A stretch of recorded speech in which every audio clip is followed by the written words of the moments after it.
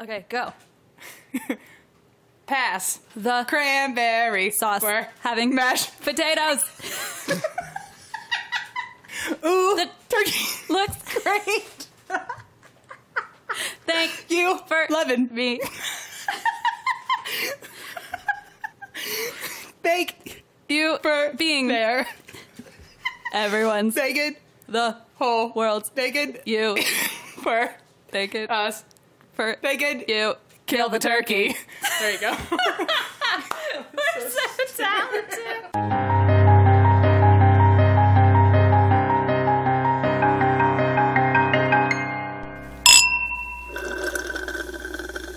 Welcome to the smooth sounds of... And that's why we I drink. can't open it. Give me it. I can't open it. Hang on. Give me it. Muscles. Impressive. Thank you. How are you? I'm living my best life. How are you? Good. I have news. Oh, tell me. I've been waiting to tell you this since a while. Several days. What? Tell me. Okay.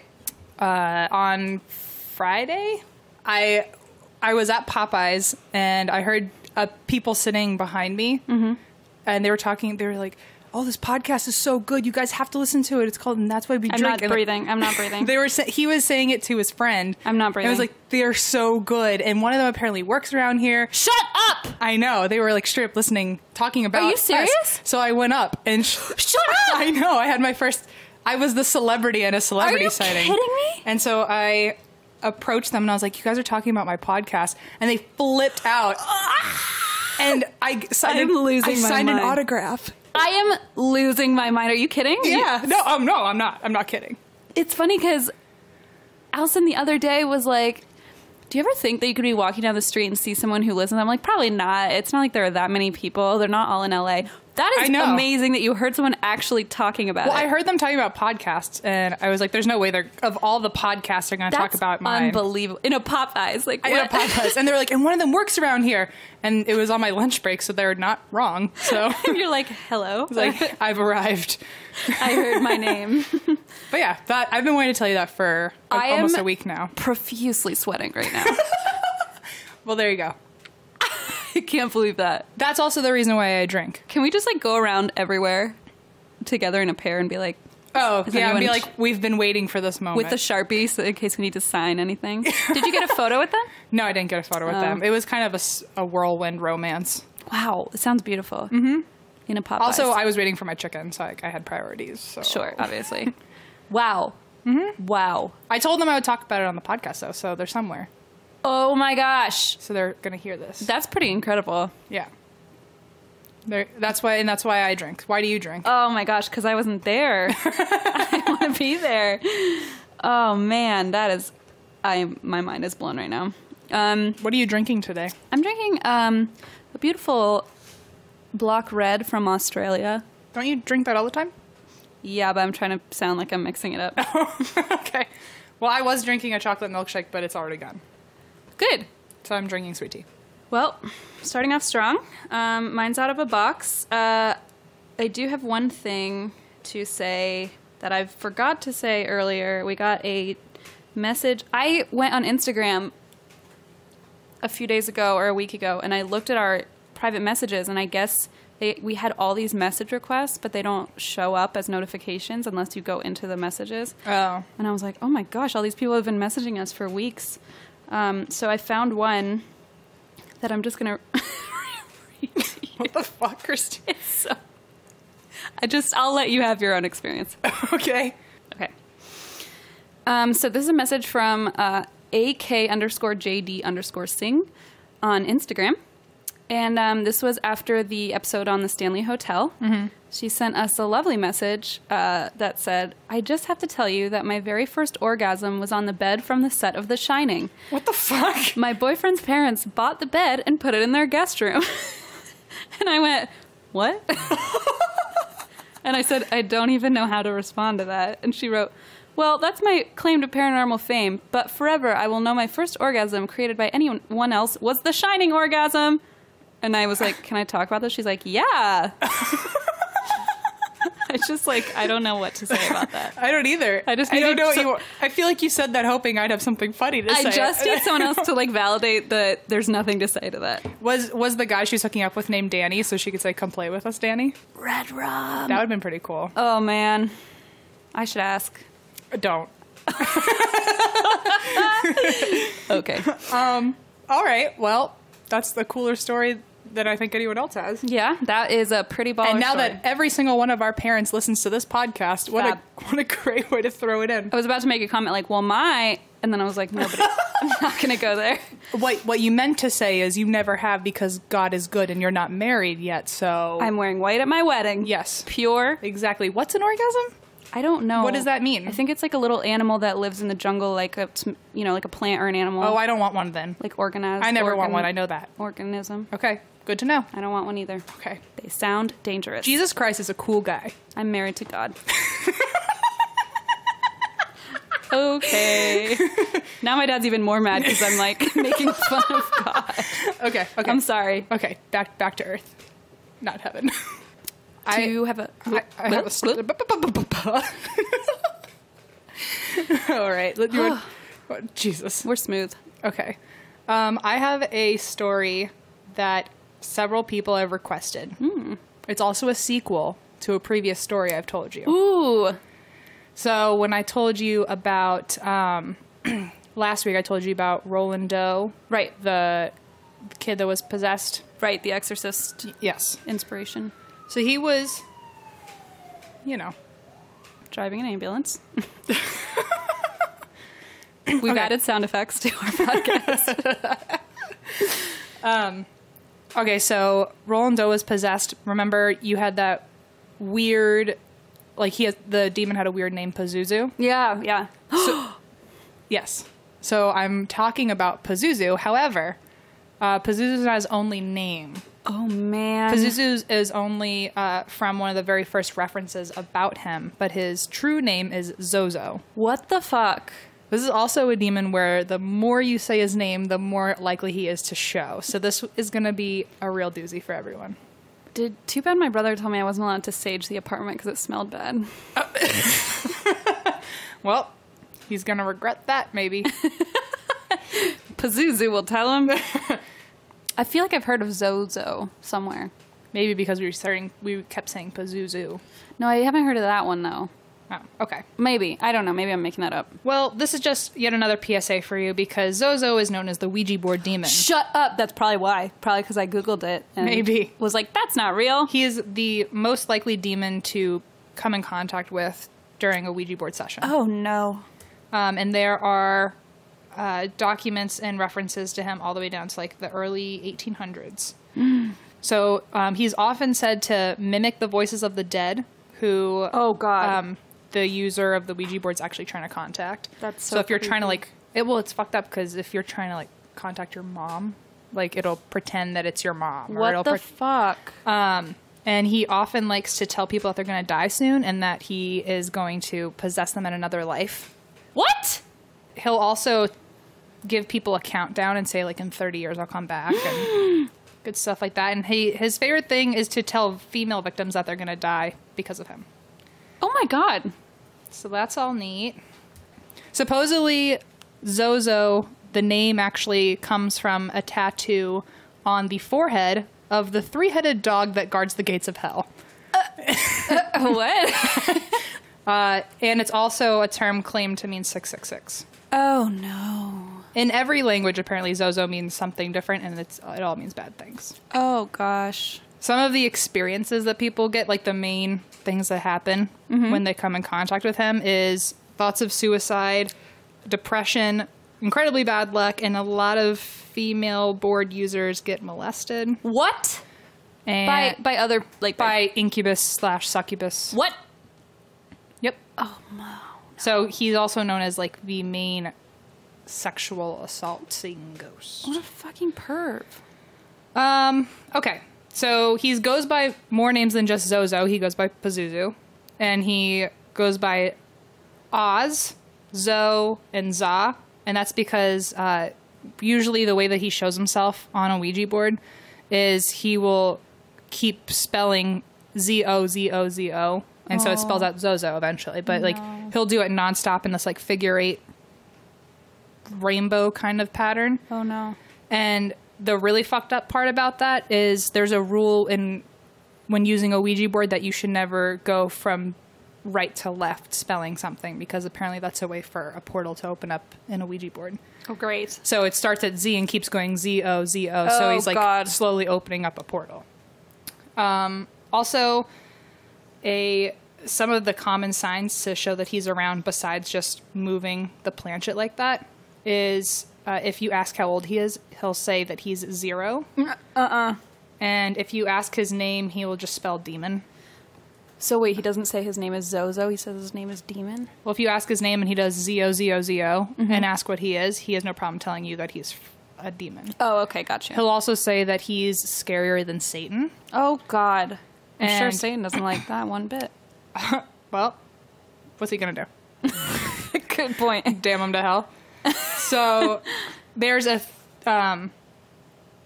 theory that ZoZo's been around since the 1800s, but the first real case where people took him seriously was when Roland Doe got possessed, and that was in the late 40s, early 50s. Wow.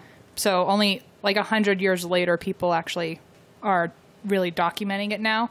But the biggest cases that Pazuzu/ZoZo has been a part of are the Roland Doe case.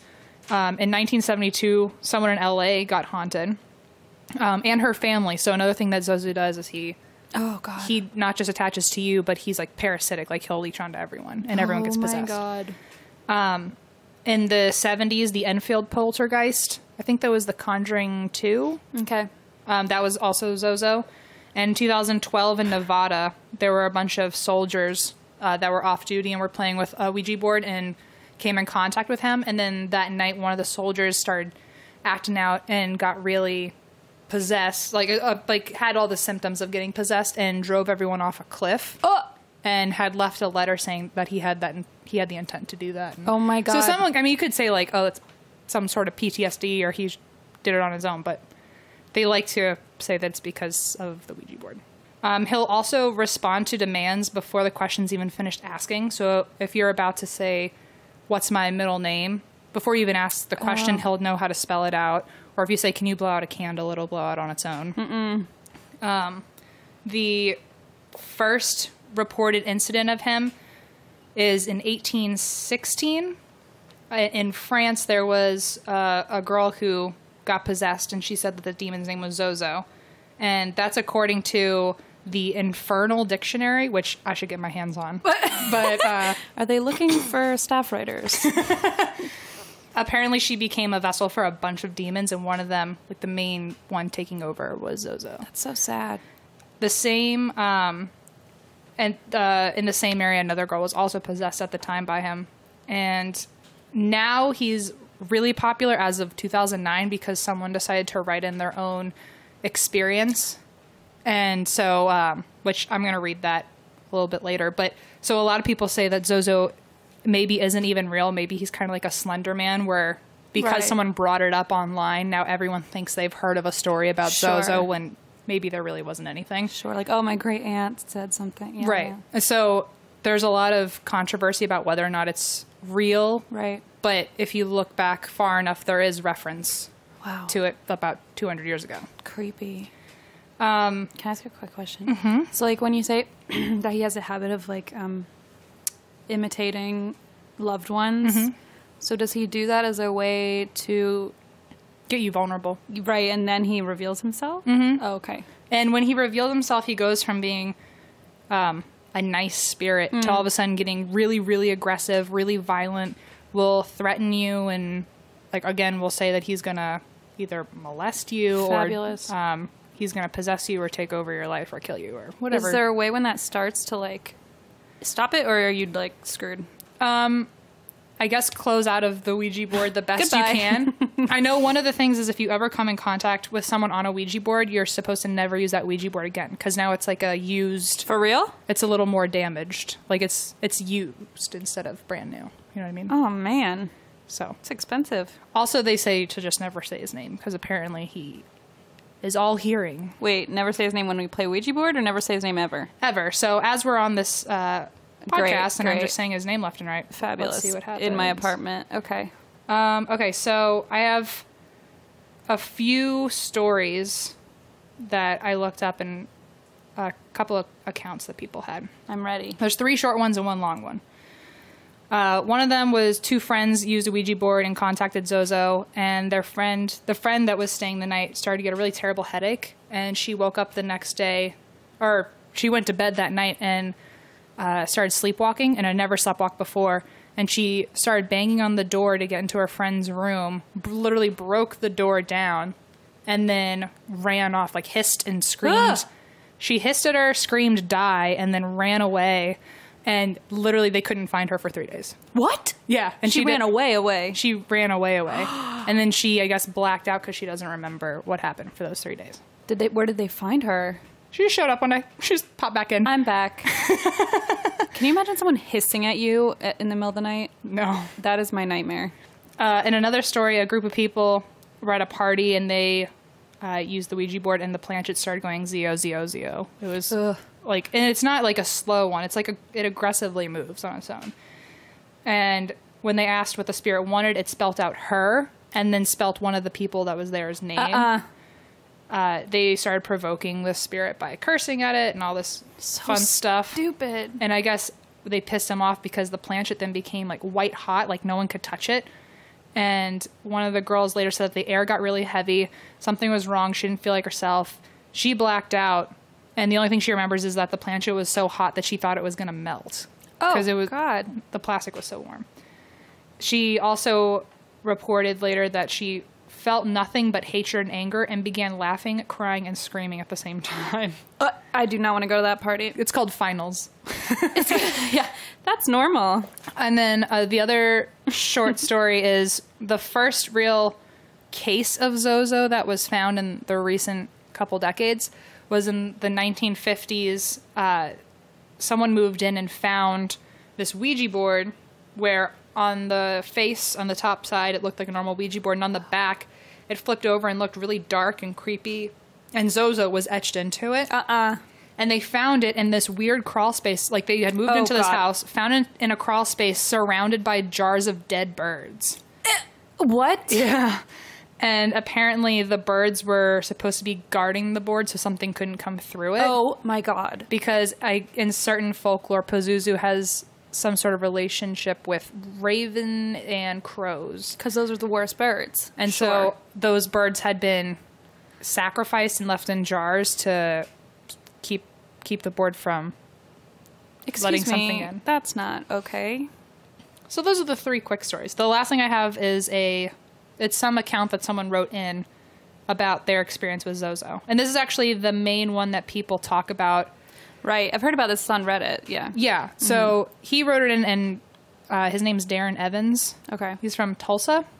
And he told everyone about an experience he had after using the Ouija board, and that was the story that kind of was the catalyst for everyone thinking, is this real or not? Sure. Because now there's been books about it, there's been movies about it. He's actually been featured in a couple like Ghost Adventure shows. Seriously? Like, it kind of mildly took off. Wow. And so they think, well, maybe this was just like a weird little pocket of fame. Sure. Okay, so let's just call this a listener's episode for 5 minutes. Oh, great. So everything I say, I'm just reading exactly as he We'll said. go, thanks, Darren. Thanks for your submission. Okay, he says, this creature often starts claiming it's another spirit or tries to act friendly and nice. More often than not, he becomes super violent, and no matter how many boards you use, he can always come back if you've met him once. Ugh. He said, on most occasions after revealing himself, he will not deny what he is. He'll outright tell you that he's a demon from hell, even once claimed to be Satan himself. Although the last part was probably out of a scare tactic, there's much more evidence in ancient entities to suggest that he's known as the destroyer of gods. Oh, God. Also, another account I read was someone asked this spirit, not knowing it was ZoZo, where is paradise? Thinking it'd be like, they'd say something really nice and lighthearted, and it wrote out hell. Oh, God. So, that was cool. Nice. Darren also said, today I even refuse to pronounce the name because I believe it can manifest itself as soon as it hears it's being mentioned. And he said, once it actually cussed me out using Latin and Hebrew mixed together. Oh. Which, by the way, how did he know Latin and Hebrew to know that they were...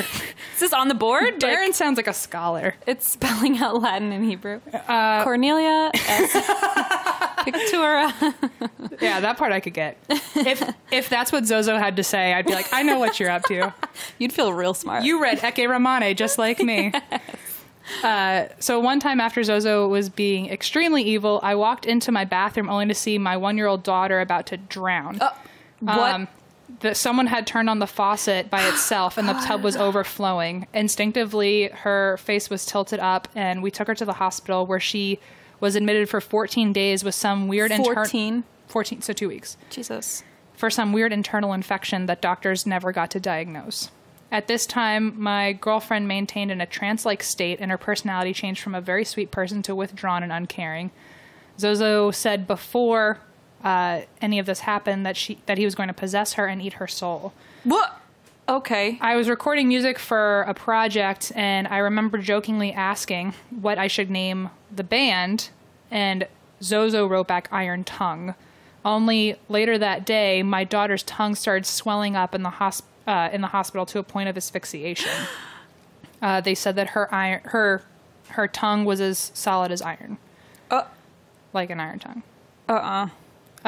When guests would spend the night in our house, they would claim that they heard frightening voices coming from inside the walls. Objects would get thrown around, and my girlfriend's brother complained that he couldn't sleep because of the conversations that were so loud he couldn't rest.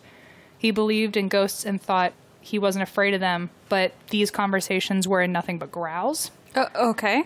Casual. Mm-hmm. Lights would turn off and on by themselves. Doors would open and unlock themselves. One night in our bedroom, this giant laughter emanated from nowhere, and to this day I can't explain it.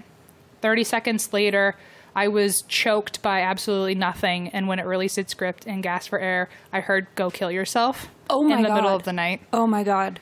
And then the last thing he said was, another night my brother and I were standing outside on the back porch. Jokingly, I was pretending to be an exorcist, and I said, "I rebuke this curse in the name of Jesus Christ." There was a giant vibration across the house and a huge boom that was so loud that the neighbors came over to ask if something was wrong. My girlfriend decided to get a Ouija board to figure out what was around us, and when we found out it was ZoZo, we asked if it could show itself. And when I wrote down words on a piece of paper no one else saw, ZoZo would repeat them on the Ouija board. Oh, God. One night we asked the board if it would show itself again, and the board said to turn out the lights and take a picture of a necklace that was hanging on our door. They took a picture of it and saw winged skeletons surrounding the necklace and at least 4 evil faces that they had no recollection of. I have chills. I've sent this picture to experts, and all of them say they can't explain the images in the picture. Oh my God. So that was Darren's story. Wait, so I thought it started with a Ouija board. How did it start? It started with a Ouija board, and then they ended up, like, they moved to Michigan. Oh, and through. It came with them? I guess it followed them, yeah. I see. Okay. So then she got another Ouija board to see what was going on. Oh, no. So yeah, that's, those are just the better stories I saw, but apparently there's hundreds of stories out there. There's a YouTube video out there of someone claiming that they're being possessed by ZoZo, and it has like 7 million downloads. And what? So it's becoming a big thing. We've said his name so many times. Yeah. Is that bad? We'll find out. I feel like teenagers probably sit around doing it like Bloody Mary. Yeah, so exactly. I'm sure we're fine. Okay. That's a great way to get to stay safe. Well, good. Oh my God, that's creepy. Okay, you are that's the first time where I'm like, maybe a Ouija board isn't a great idea. Oh, it only took that. I'm not thoroughly convinced because I feel like there are safeguards. Yeah, like the ravens in jars. Okay, well, let's not go that far. So that's reason a million why I don't want you to make me play with a Ouija board. So why is that the thing that is so dangerous compared to other methods of communicating with ghosts? I think because it has the background of it, like everyone knows what a Ouija board's meant for. I feel like it's got like that historical touch to it. Yeah. I don't know. It's interesting. I don't have an answer, but I know that a lot of people say that newer like science equipment it's fine. But for some reason, Ouija boards just have the aura of fear. Maybe it's just a more direct way of communicating. I don't know. Maybe, yeah. I don't know. So if you watch The Exorcist or The Conjuring 2, they're the same demon. Spirit, yeah. Demon. I was just going to say also, if you think about it, Ouija boards are played with by children and people who don't have access to like other... And people who don't know or care if it's... Exactly. Yeah. Or who are just playing a game as opposed to where you're playing, you know, if you have scientific equipment, you paid for it and you know what you're doing. So I feel like people might be more vulnerable using a Ouija board. Interesting. Sounds like all of a sudden you've sided with me now. No, because I'm not a vulnerable child. Okay. Like I was back in the day. Okay. Now I'm a real grown-up. Right. With your own Ouija board. You're not my real mom. What's your story this week? My story... I need wine. I need wine. That's my story. All right. Buckle up. Okay. So my story this week is called the Dupont... Oh, God. What? I know of this. You do? Yeah. Ooh. No, I don't know. I don't know. Like, but it's funny because earlier I was like, I didn't know anything about this. I don't know anything to be able to help you, but I've heard of it. Interesting. So... Okay. You're still going to sound really educated to me. Dupont de Ligonnes murders. I think that's how you pronounce it. My friend lived in France for a long time and speaks French, and I asked her, but I've seen it with the accent and without the accent, so I don't know if that's right, but I'm just going to call them the Dupont de Ligonnes, and if anyone has a problem with it, please don't tell me because it'll hurt my feelings. Okay. Okay. So let's see. On April 13th of 2011, residents of Nantes in France contacted police concerned because they hadn't seen their neighbors, the Dupont de Ligonnes family, in over a week. They noticed the shutters of the family's home had been closed for over a week, and the wife, Agnes's car, hadn't moved from its spot on the street. So the family, they came from an aristocratic family in France that actually had something to do with Versailles, the family that lived at Versailles, and was comprised of 6 people. It was Agnes, who is the mother, so Xavier, or Xavier, I don't know how to pronounce that in English. Xavier. Because like the university is Xavier, so I never know. Xavier, I guess. I've always said Xavier. But I asked my friend, she's like, oh, it's Xavier. And I'm like, okay, I'm going to say Xavier. She sent me like an audio clip on her phone. Like Xavier. Agnes, Xavier, Arthur, who was age 20. So those are the parents, Agnes and Xavier. And then the children, they had 4 children. Arthur, age 20. Thomas, age 18. Anne, age 16. And Benoit, age 13. Benoit? Benoit. All right. Cool, right? Yeah, that's much cooler than Arthur and Agnes. Arthur. Benoit. Yeah, the little one got a cool name. Right. So on April 21st, which was a week later, police searched the family's home. They found a severed leg buried under the patio. No way. And then further digs revealed a 1-legged corpse and 4 other complete. Wait, a 1-legged corpse? Yeah, because they found and a leg. They're like, I didn't know if they were from the same body or just they conveniently built a whole new person. Wait, what? They built a whole new person? Like if they had one body missing a leg and they found a leg, it's like, we can make a whole 2-legged person in the same like garden. Oh, so they're okay. I know we were gonna like Frankenstein a new person together. No. Okay. Just checking. Okay. Yeah. So they found a leg, and then they found the leg's body. That was the rest of the body, right? Okay. The corpse. The leg's owner. Missing the leg, and 4 other corpses, which were believed with or without legs. They were full corpses. Okay. Complete. Believed to be the Dupont de Ligonnes family. So they found the bodies of Agnes, Arthur, Thomas, and Anne and Benoit.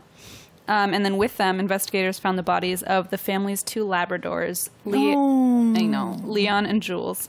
Wait, what was the last name of this family? Dupont de Ligonnes. Leon de Ligonnes? That was their fucking dog's name? They are France aristocrats. Okay, right. French aristocrats. Jesus. Okay. Obviously, I am not. All right.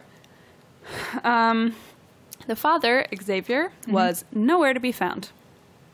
Dun, dun, dun. He probably had both of his legs, too. You think? You don't think he left his leg there by accident? And he didn't, like, get away on foot. Hopped away? He had to get away on feet. Sure. You should be an investigator. You know what? Not the first time I've heard that. Sure, it's not. Let's see. Autopsies revealed that the family members were drugged and then shot with a rifle while they were sleeping. They were shot with a .22 caliber rifle, which is a type of gun Xavier had inherited from his father 5 months before the murders. He had also started target practice, conveniently. Oh. The bodies were wrapped in sacks and covered with lime, which he had bought days before. What does it mean to get covered in lime? It's like that the lime fruit? No, not the fruit. I'm an idiot. Tell me things. What are you talking about? Like, wait, just built a fucking... He went to Costco and was like, give me all the limes you've got. No. If he, like, wrung out a lime tree. Lime, like the stone, like limestone. Oh, Jesus. You can buy lime and, like, use it for... That would make sense. So it looked like a construction scene almost, like he had covered it. Right. So they found out that he had bought all of this the days before the murders. Did you want to say something? I'm 25 years old, and it took me 25 years to find out what the fuck lime is. It's all right. Now you know. Now I know. Maybe some other people listening are like, yeah, like, what did he cover them in citrus? Like, yeah, and then the other people are like, what fucking idiots. That's why there's tea milkshake. I'm just kidding. Okay, so after this, things get messy. So it's like, oh, clearly this guy did it. It seems very like, oh, he snapped and killed them, whatever. Right. So they start to look into it. So I'm going to give you a sort of timeline of events because there's just so much craziness that happened that investigators were able to piece together. So in March of 2011, so they were killed in April. In March of 2011, Xavier purchased rifle bullets and registered at the shooting range north of their town, and he visited 4 times in 1 week and obtained his firearms license. His 2 sons, Thomas and Benoit, had also started to learn how to shoot, and his other son was scheduled to start. They found a receipt in the home from a store about 3.5 hours away that was dated on a Wednesday near the end of March that listed several purchases, including a roll of giant trash bags and plastic paving slabs. So I don't know what that's about. What is a plastic paving slab? Is that the thing you... It's plastic, and it's a slab that you pave either with or on, I think. See, now you're the construction expert. Maybe they did it with lime. With or on. Maybe lime was involved, maybe he wasn't. Who maybe, knows? you know? It's up to the user. It's... Choose your own adventure. It is. It's up to you. All right. On the 1st of April, Thomas, the oldest, left college where he was studying and didn't turn up at the pizzeria where he worked, which surprised his boss, who said he always came by on the 1st to pick up his paycheck. That same day, they found out Xavier bought cement, a shovel, and a hoe. On Saturday, he bought the 4 bags of lime from different shops in the area, which I thought was strange. I don't know if that was like him covering his tracks, because obviously he wasn't like hiding much. He left the receipts in the house. Right. But he went to 4 different shops. I don't know. Maybe they didn't have... Maybe he just overlooked it. Like maybe he was trying so hard to cover up other stuff, he forgot, like, oh, yeah, maybe. Receipts. Maybe. Which is the first thing you should get rid of. Yeah, you'd think so. Wow. Apparently someone has a small penis and feels like overcompensating. That's my uncle, so... Yes. That happens.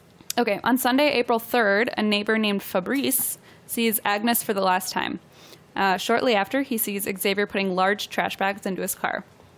The parents and the 3 children also go out to dinner and the movies that night. So this is April 3rd. Mm-hmm.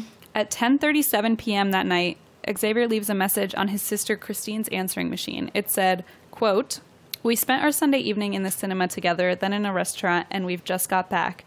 I'm just calling to ask if it's too late to speak to you on the phone, and now I see it's gone to voicemail. Anyway, sending you my love. If it's not too late, call me back or send me a text and I'll call you. Okay, I'm going to put the kids to bed. Say hi to everyone. See you soon.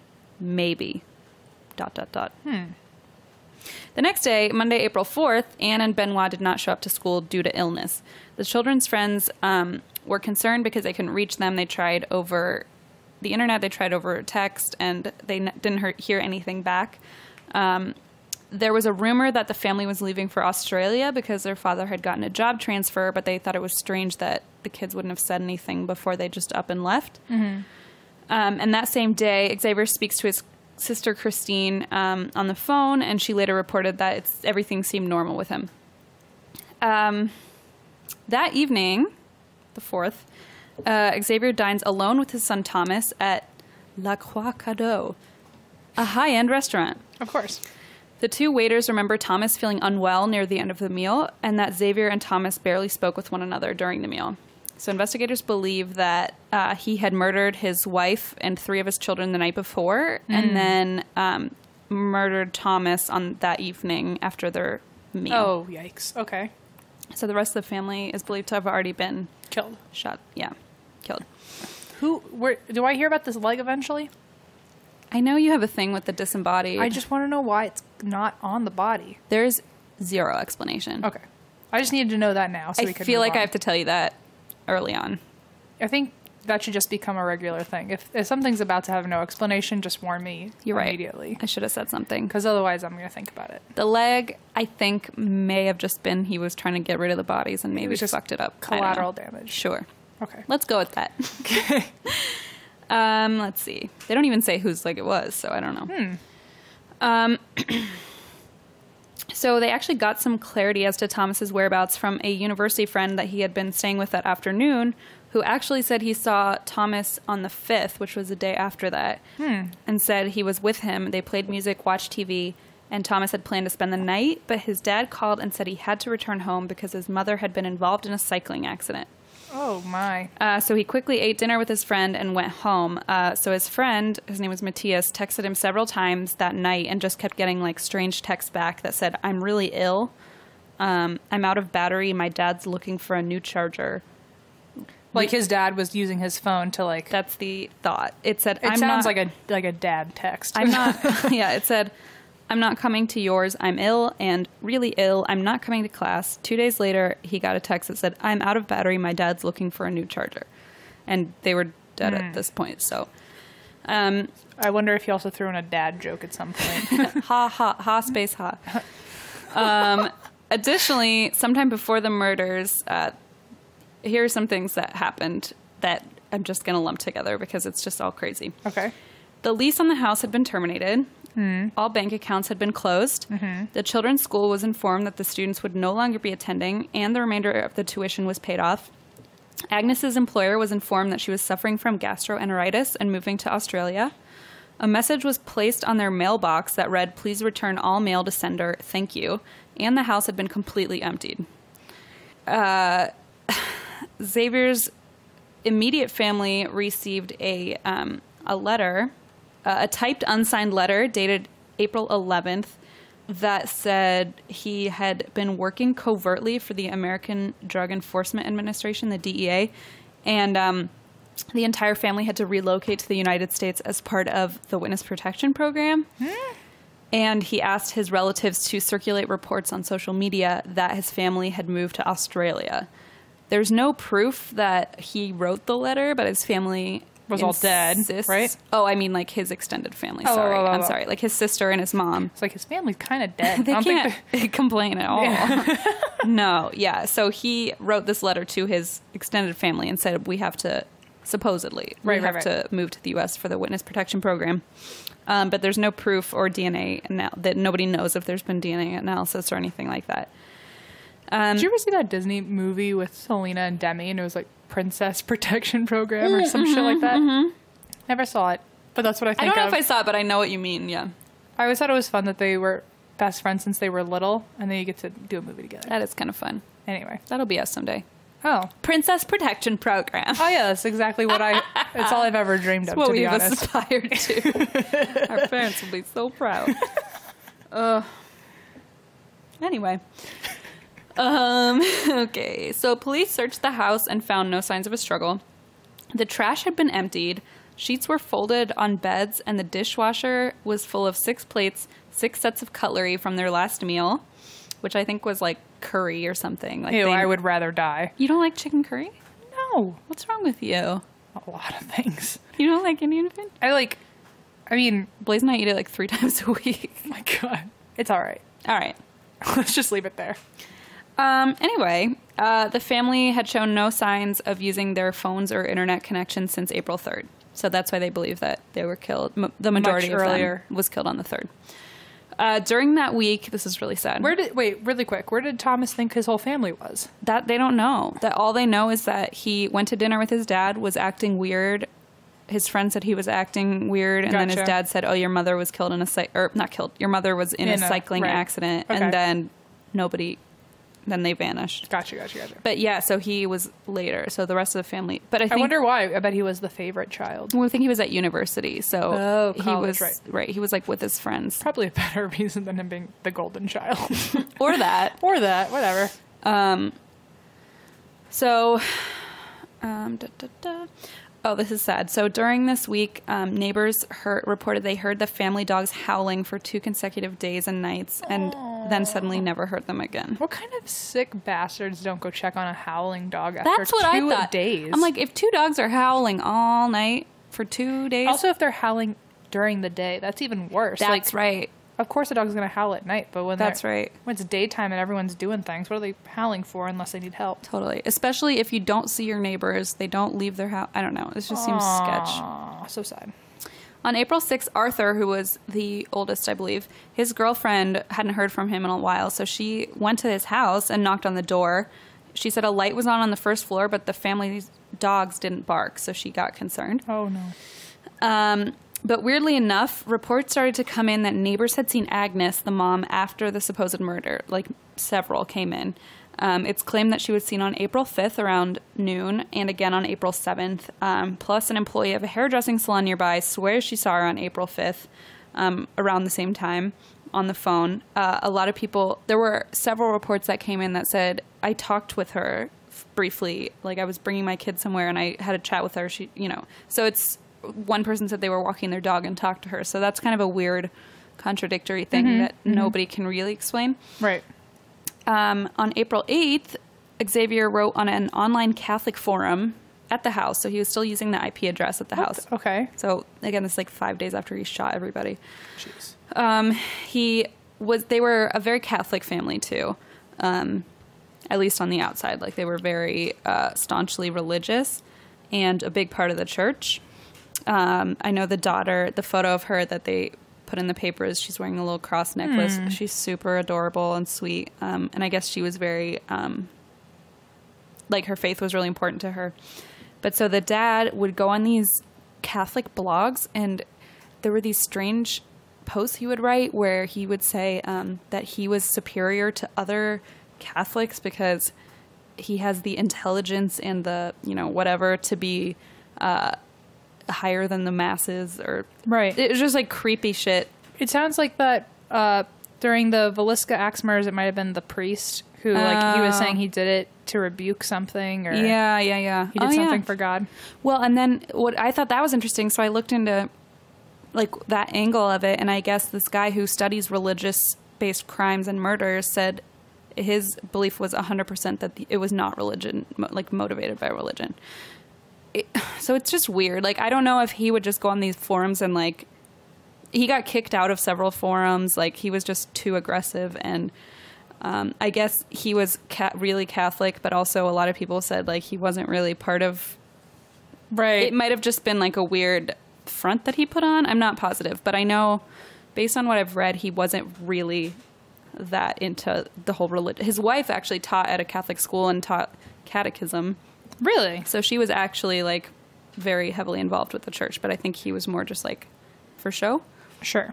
And to brag on Catholic forums online, which, right. What the fuck is That's that? Christian. That's weird. That's a good Christian value. value. There were Catholic online forums. I mean... Yeah, what do they talk about? Modesty? And how better they are than everyone else? I don't know. Like, compete with, like, Bible verses, or... Ooh, you could probably do, like, Bible trivia, or, like... Oh, yeah. Okay. Something I don't really want to do. Talk about how you're married to God, That's what I do on the Catholic forum. Asking questions about what an orgasm is. Yeah. I still don't know. Oh, man. So he basically... That was the last time that he used the IP address of the computer. So then authorities put out, after all this, so that was just like a timeline of what was going on before and after. Authorities, when they found out what was going on, they put out an international arrest warrant on Xavier. They went on a complete international manhunt. Like, it was crazy. They determined he had spent the night in 2 hotels between April 12th and 14th. The first one was a 5-star hotel where the owner told, this is an article from the Daily Beast, the owner said, "I spoke to him during dinner and found him to be very elegant, very well-spoken, and very relaxed. She saw him later standing on the balcony of his junior suite, and he waved at her as she walked by, and she just remembered him as standing out because he was alone. And I guess he told her he was in the region on business, ordered half a bottle of Burgundy, and ate a 4-course meal, including a pork fillet and a dessert of creme brulee. So he's over there spending... He's whining and dining. And that sounds like a great meal, too. It does. And the night there, I think, cost like 220 pounds, which is a lot of friggin' money. And for a night. Or that might have included the meal. I don't know, but it's a lot of money. And then he went straight to like a shitty motel. And that was, he spent either 1 or 2 nights at the shitty motel. In southeastern France, there was CCTV footage of him there. And then he checked out of the hotel the next morning and left his car in the parking lot of that hotel. He left on foot with what looked like a rifle case on his back. And this was a full week before the bodies were even discovered. So they were like way behind the trail at this point. They did find his car there, but they really didn't have anything to go on.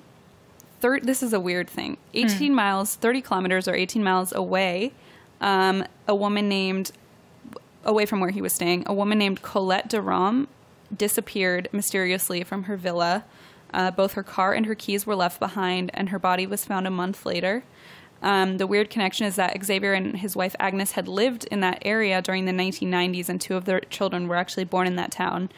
So investigators explored the link and tried to figure out, if something was linked, but they concluded that it was a coincidence. So he wasn't linked to her disappearance or death. So what? It's still like a mystery what happened to her. Oh, shit. So some theories are that, so again, Xavier explained that he was a secret agent for the U.S. government to his friends and relatives and had to return to America to enter a witness protection program because he had given evidence in a big drug case. So that was one story. Then the other one was, how he had to move to Australia for a career change or something. Right. From the Daily Beast article I mentioned earlier, they found out he had a mistress who he reportedly gave £45,000 through company payments that were kind of disguised. The woman, as soon as she heard about this, went to the police because their relationship had ended 2 years ago. So she was like, wait, I know who this is. And so she went with, the information she had. She said the 2 of them would meet regularly for sex. She gave the police texts and emails from him. And she had actually recently gone to court to get back a loan of $73,000 that she had given him in 2009. And she's reportedly showed the police a letter she had received from him on April 9th of that month, of that year, that read, quote, "We had a good time together, but something bad may now happen." Oh. And so no. After that, according to friends and family, she went into hiding, fearing for her life. And well, maybe she should have joined the witness protection program like him. If I told my friends, guys, I have to leave, I'm a spy, they'd be like, no, you're fucking not. They'd be like, no, you're not. I know. I read somewhere that people think his family's just in denial and are trying to find a way to explain what happened. Yeah, it's very sad. So they looked into his finances, and as I said, he comes from an aristocratic family from Versailles, and I guess he had squandered his fortune on a bunch of failed businesses. Nice. So they enjoyed a comfortable lifestyle, so they had nice cars, the kids went to private school, but apparently Xavier had debts of at least $60,000, which doesn't seem that much. I mean, I have worse. Right, student loans are more than that, yeah. But, okay, so he had these debts, and he had reported revenue of less than $6,000 last year. Yeah. A bailiff, not good. A bailiff, actually, I forgot about this part. A bailiff sent by a creditor came to his home on April 5th, so literally the day after everyone was murdered, or 2 days, because he owed a $30,000 debt. So this guy's coming to his house, banging on the door, and didn't get any answer. Little did he know everyone inside is shot to death. Right.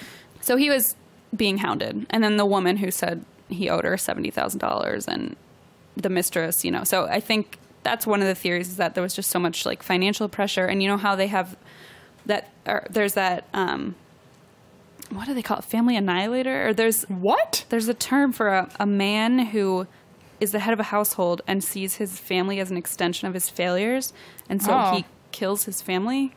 I've never heard of that.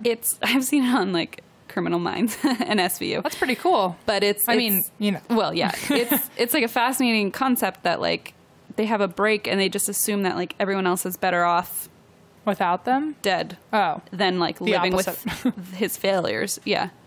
Oh. So it's just a fascinating theory. But again, nobody knows if he killed himself also or if he's still alive. So they haven't found him at all? No. Not one trace. Wow. He's at least... Well, maybe it's because he's an aristocrat. He could probably just, like, pay his way to get covered up. But he's not. Like, he has no... They didn't have any money. Oh, right. He made, like, $6,000. They lived in, like, a suburb. It was just his family came from that lineage, so... I would guess he killed himself then. Right, but then... Here, wait, hang on. Oh, there's more. I have more. There's more to unravel. Listen, there's more. Oh, you'll see. Okay. Okay. So he, like, going off the thing about his debt, I guess he created this company in the U.S. called Net Surf Concept, LLC, which sounds exactly like a European trying to make, like, a cool American company. Right. Net Surf. Like, I'm pretty sure my cousins used to say surfing the net, and I'm like, stop. I've said that. No, you don't. I have. When it was like... In 1995, maybe. Yeah. Oh, right. It's 2011 or some shit. Yeah. That's like calling it the cybersphere. Exactly. The World Wide Web. Yeah, like, Anyway. Using .com at the end. .com. The World Wide Web.com. HTTP. Yeah. Anyway, so Net Surf Concept, LLC, a company that was cataloged in Florida. His advisor was a guy named Gerard Corona, who was a French expat who managed the company called Strategy Netcom. And Corona actually specialized in assisting foreigners with legal procedures in the U.S. and helped foreigners open bank accounts and anonymous bank cards that would allow them to withdraw money anywhere in the world without leaving a trace. So it's also been theorized that this guy helped him, use the tools that he had, the services of the anonymous bank cards and anonymous bank accounts in order to stay disappeared. Okay. So everyone's like, well, maybe he killed himself and we can't find the body. We don't know what's going on. In mid-July 2015, so this is 4 years later. Okay. A Nantes journalist received a photograph of two of the sons. So it was Arthur, Thomas, Benoit, Anne. Write their names. Well, Anne wasn't the son. Okay, well then you've only got 3 to choose from. Just eliminate one. All right, I'm just gonna say 2 of their sons. Get rid of Benoit. Actually, one of them was Benoit. I know that because he had a cool name. Yeah. Okay. So I don't remember which 2 sons, but there were 2 sons sitting at a kitchen table smiling, and I think one of them was Benoit, and then maybe Arthur. And they were sitting at a kitchen table. It was an actual photograph, and on the back of the photo, scrawled in blue ink, were the words "I am still alive." Oh shit! And then in smaller print below were the words "From then until this hour." And then shit! It was signed Xavier Dupont de Ligonnes. So they were like, what? So the journalist immediately went to the police and was like, I got this creepy photo. There's no way, like, nobody knows who took it or who sent it, but it was just a creepy aspect of the case. And it was an actual photograph, so it was like, where is this from? And if they were alive, why would they want you to know? Yeah. Unless it was like the kids themselves, but it wasn't. If it was signed differently, sure. And exactly. And the family's lawyer, so his sister Christine and his mom's lawyer have said, the lawyer said, why wouldn't he send his family a secret note that said like, "Hey, I'm still alive," not like a journalist who was going to put it in the media. It's just a weird twist. So whether it's real or not, it's a kind of a creepy thing. There was actually, this is a more recent story, more recent update. There was a sighting 5 years after he went on the run. So it was October 2016. So it was literally this past October. Oh shit! Okay. I know, it's creepy. So there was a sighting in a casino in France. CCTV footage shows him withdrawing money from an ATM, and I saw the photo, and it's like his face. Like, you can see the guy, you can see him. Oh, weird. And part of me is like, why are you still there? Yeah, like go somewhere. Go to Jamaica. Like, I know. Run away. So it was just kind of strange, and you'd think at that point you'd be good at hiding yourself, but maybe it was just who knows? I don't know. But it was kind of creepy. So it actually instigated a fresh manhunt in that area, but there haven't been any updates since then. Much of his family believes he's innocent. They cite the bodies of the family, which police said were the bodies of, his immediate family, but his extended family was never allowed to ID them or see the bodies. And supposedly they rushed the process of getting them cremated and the funeral and all that. So I guess the family claims that there was something fishy going on, and they never got, complete closure that it was actually their, the family and the people they said it was. And then they also cite the various sightings of Agnes, the mom, because so many people, a journalist interviewed somebody who had initially said, no, I saw her on the street. That's and so weird. A journalist interviewed her years later, and she said, no, I still know it was her. Like, it was my neighbor. I saw her, and I talked to her years later after all this. I don't know if it was a man or woman, but here she still claims that they're 100% sure it was her that they talked to and saw on the sidewalk. So it's still a very weird... just never know. Nugget. Yeah. Nugget. It's a weird little nugget. Is that where we are now? Like, is that all the information we have up until now? Or? Yeah, there's one more thing that I found on an article on coolinterestingstuff.com. That's my favorite website. Have you been on there? No. Oh, it's actually a great website. What's it called? Coolinterestingstuff.com. Okay. My favorite murder actually did one that they found on there recently, and I was cool. like, okay. Oh, cool. Interesting stuff. Cool, interesting stuff. Yep. And that's our sponsor. JK, they're not paying us. It's ZoZo and Cool Interesting Stuff. The two words we've said the most today. Yeah. So his sister Christine, so from that an article on their website, I read that his sister Christine also references an email that her brother wrote to two of his friends in July 2010. So it was the year before the family was murdered. He wrote of accidents that might befall his family, and he ended the email with the following words. So I hope that, even after a police investigation, my parents, brothers, and sisters will never be led to believe that I intentionally caused these accidents, even if the evidence is strong. Okay, but you did. Yeah, so that was like a year before the murder, so it's like, what the fuck was he doing all this time? It's so creepy. That's pretty crazy, 444. Shut up. Always crazy. Especially because he bought all the supplies like 3 days before the murders. It wasn't like, oh, he was... Well, if he's also saying he wasn't guilty, it's like, then why were you having a 4-course meal the next week? Mm-hmm. Like, wouldn't you be sad and not be able to eat? And it's fucked up, right?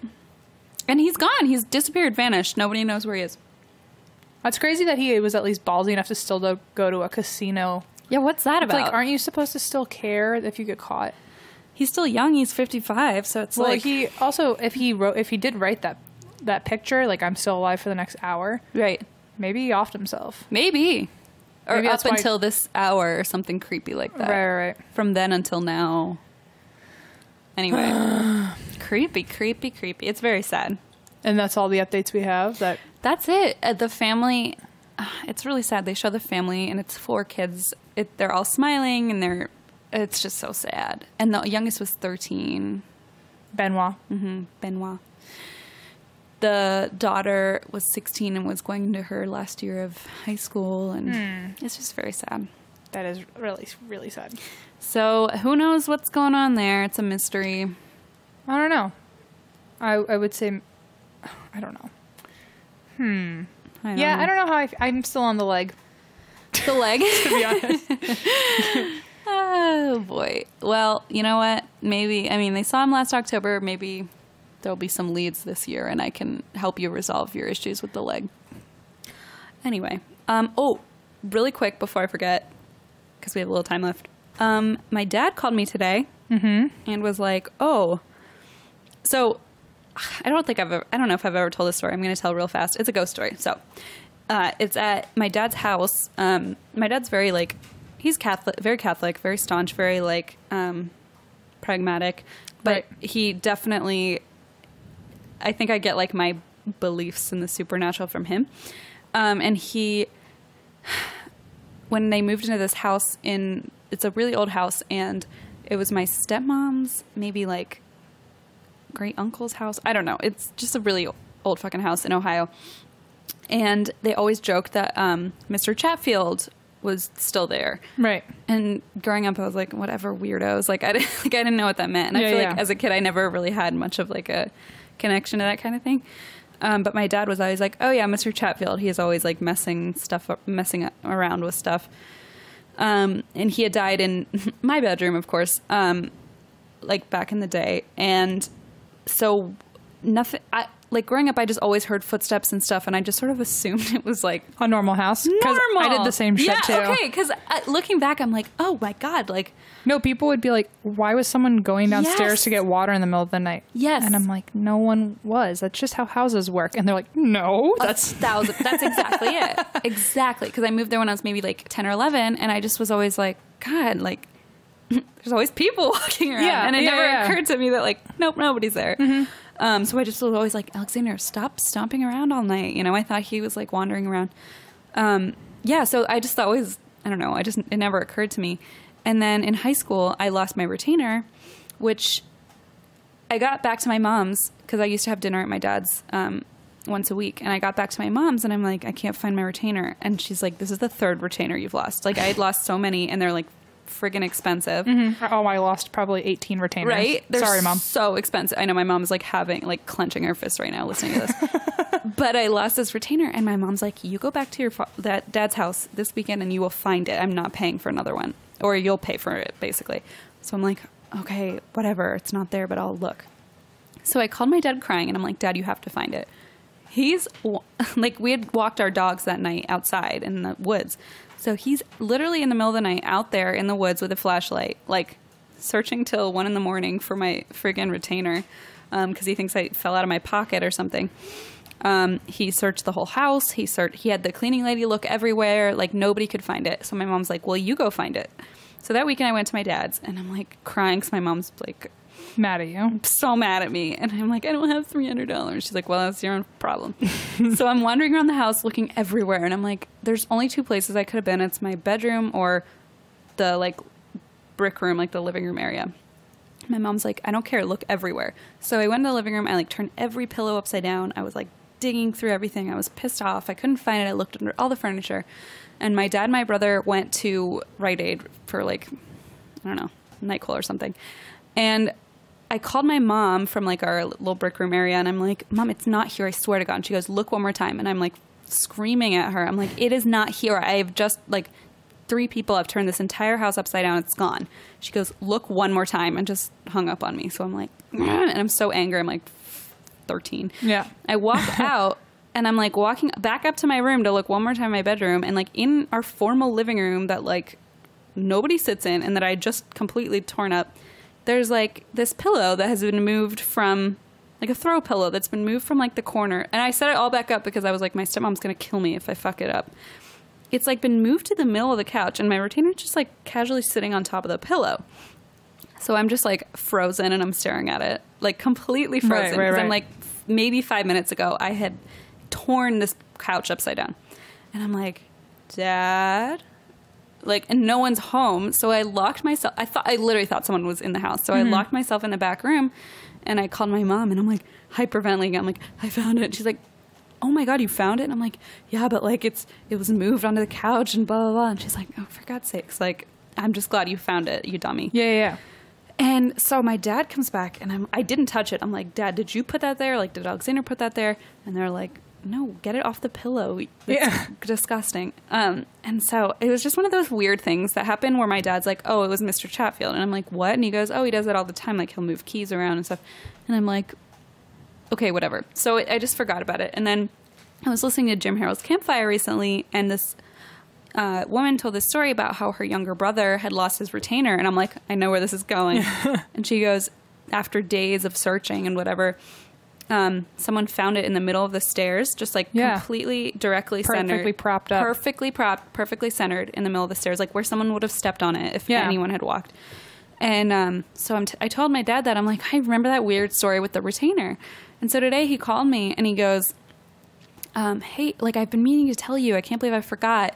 When you emailed me about, the day you emailed me about the retainer thing, I was at home and I guess he's had this calculator since he was like in his 20s or something in university. It's like this crazy ass calculator that has all these weird functions. I don't, cool. Like he's an engineer. I don't get it, but it's all this crazy like. Gotcha. And it's this fancy ass calculator and he's had it for, I mean, decades. Like he's had it for a long, long time. And it's, and he said about a year and a half ago, it just vanished. And he was like really bummed out because it was, you know, he's had it for so long. So months later, he ended up buying a new one because he looked everywhere, couldn't find it, thought he had just like lost it somewhere on an outing or something.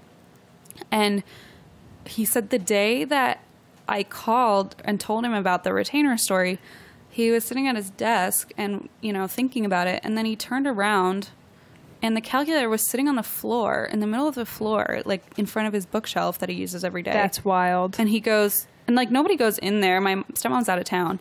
And he was like, there is no, I mean, the cleaning lady comes and like vacuums. Like he's like, I've vacuumed the floor. Like there's no way it's been sitting there for a year and a half. Yeah. A year and a half.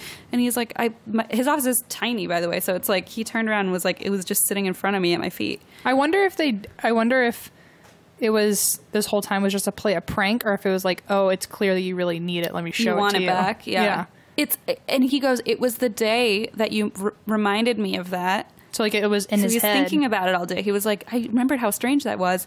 And then my calculator that's been gone over a year and a half just appeared in front of me. I wonder if they have like a little nook and cranny where they keep all the shit that they hide. I wonder. Or is it like just like it like blinks away from our reality? In a different dimension, it's right? Like, just floating around in some other world. I just thought that was so wild. He called me a couple hours ago and I was like, what? Do you think when it popped up on the floor, do you think it just truly went boop and like showed up out of nowhere? Or do you think some little invisible thing kind of dragged it through the air? Floated. Yeah. Yeah.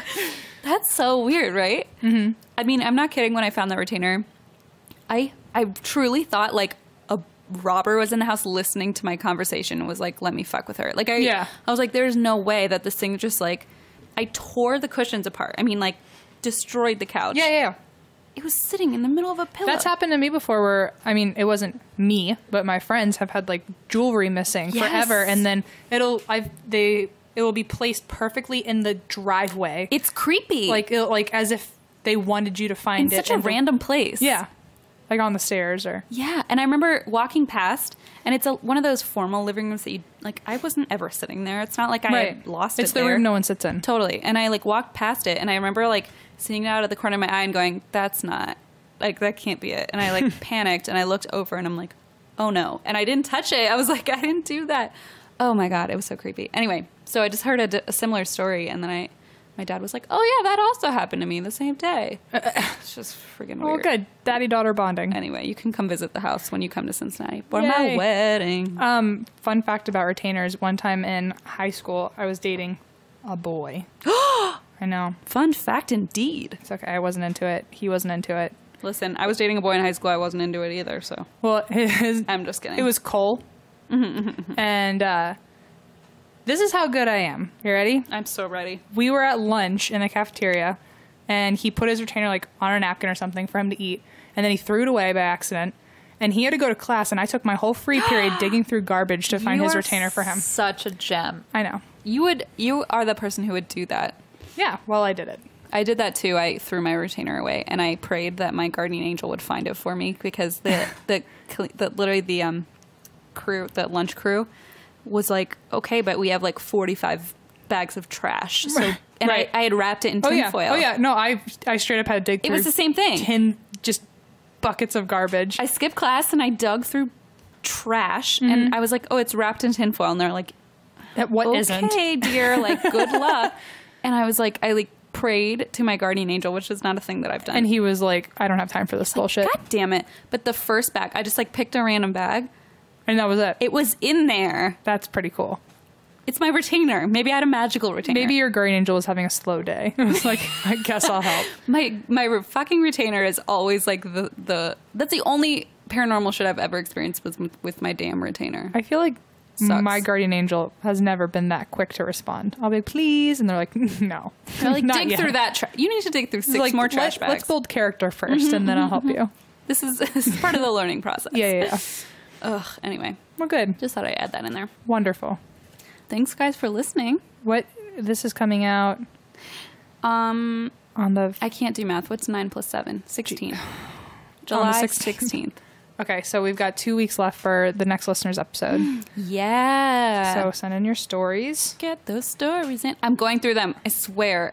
If you would like to follow us on Instagram, Twitter, Facebook, you can find us at ATWWD podcast.